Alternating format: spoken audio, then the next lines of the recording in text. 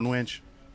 Well, Jesse, that was a pretty awesome tour of plant number 1 at Warn, but now we're over across town at their other plant where they manufacture their OEM parts as well as their ATV power sports winches. Now, again, even though this is another 170,000 square feet right here, the people that work here, again, look at all these rigs. All these rigs, there's so much passion involved in this company. I love it. It's probably one of the best parts about it.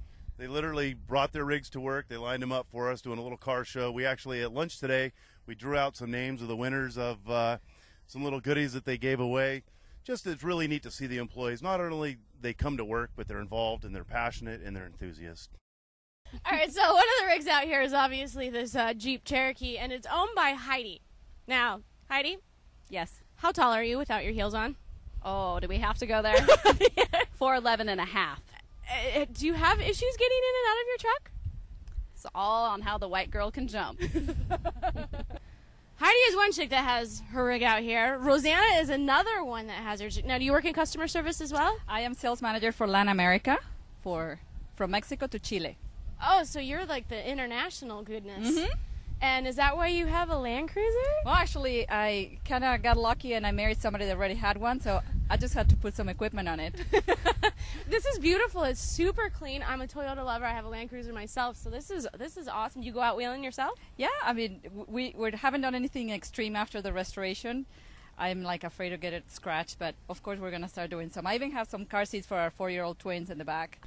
Now, Kalani, this is your rig, right? Yes, this is the taller rig other than Heidi's Jeep over there. That's ridiculously just a tad bit taller. Now, you've done a lot of work to this, obviously, just by looking at it, because you have a Suburban front half and a Blazer back half. Yep. Is that so you can just like take the top off and enjoy I can throw my bikes in there, and the kids have somewhere outside to, get outside in the sun. Right, right. Now, I know you're not some poser because you don't have a front drive shaft in, right? What happened? Well, when you got a 44 and you're trying to go with those angles, it doesn't work. So right now we're building a high pinion Dana 60, so hoping to have that in there in the future for winter. But very nice. Welcome to Pheasant Court. Pheasant Court's a facility about 180,000 square feet. We produce the ATV winches as well as all the OEM hubs and aftermarket hubs.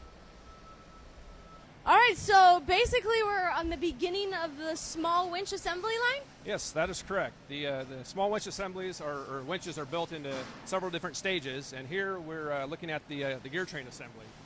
And each winch has basically 3 different planetary gear sets, and this is kind of where we do the assembly work here. This is what you call the coupler machining center, right? That is correct. Now, this is like more of a machine process of the broaching process that we did in the bigger building, right? Correct. So, how does it go? The raw material goes in. Right. On the CNCs, we have a couple of bar feed machines.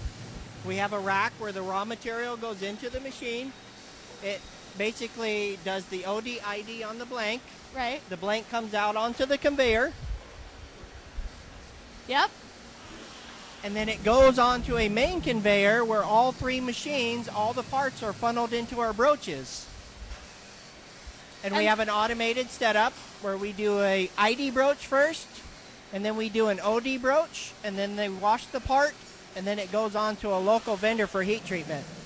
Basically, if you drive a Ford, the hubs are made here at Warn. Now, when you look at the hubs, normally you don't really think about how much goes into it. But if you take a look at all the parts that are manufactured to go into this one piece, there's a lot of parts. There's a lot of parts and a lot of steps. Yes.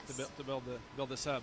And what we see here is 2 different versions of the hub for Ford. It's a manual version and an automan version. So push button 4-wheel drive, or else get in and manual lock the hubs. Manual lock. If you have ever had a Dana 60, you have had these hubs. You've seen all the parts being assembled, and this is where the assembly line actually comes together to make your 35 spline hub right here. Well, guys, there you have it. We saw everything from aftermarket parts to OEM parts to strong parts, big parts, little parts, everything from the raw materials to the final product in the packaging and out the door. I hope you guys really enjoyed it. I know I had a blast. This factory is amazing. Everybody who works here has been fantastic. So thank you. I hope you guys liked it. Jesse, you did a great job leading us on that tour, and really want to thank Warn for rolling out the red W carpet and all the employees of Warn for hosting us. We had a great time. Hope you guys enjoyed it.